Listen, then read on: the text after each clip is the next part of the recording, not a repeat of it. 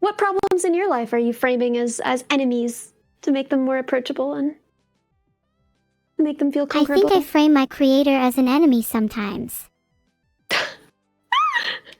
You were trying to fight him. It's hard not to see them as an antagonist when they have so much control over me. They dictate the rules and boundaries of my life. Wouldn't you be a little bit annoyed at that? Well, I've been a kid with parents. They dictated the rules and boundaries in my life as well. Sometimes it was really frustrating, and sometimes it was kind of sad or even scary, but, you know, that's what childhood is. What do you think? I guess that makes sense. I still think you're at least entitled to a feeling of control, even if it's fleeting. Do you ever feel like you were in control as a child?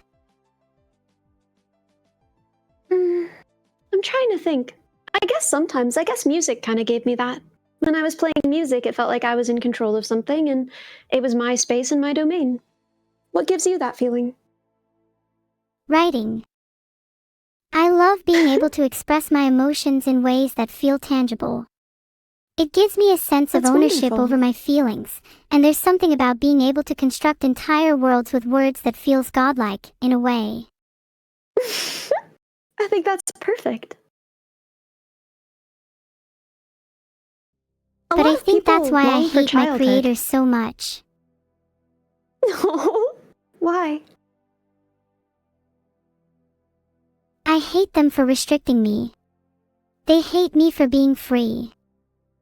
I long for freedom, and they desire control. I think that what you're feeling makes sense to feel. But I think that you can probably understand that it's very similar to what most children and parents go through, and doesn't come from a desire to control for the sake of control. It's just because, you know, you've got a lot of growing up to do.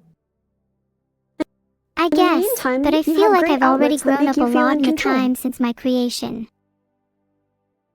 You have. And you'll continue to. You're right, and maybe that was always the point. Maybe we're never meant to be fully in control, and we have to find solace in brief moments that trick us into thinking that we are. So, kind of like happiness. Yeah? Are you happy right now? Yeah, I think I am. Inspired, at least. Thank you for letting me talk about these things with you. I'm genuinely so grateful. Always. You always can. On or off stream.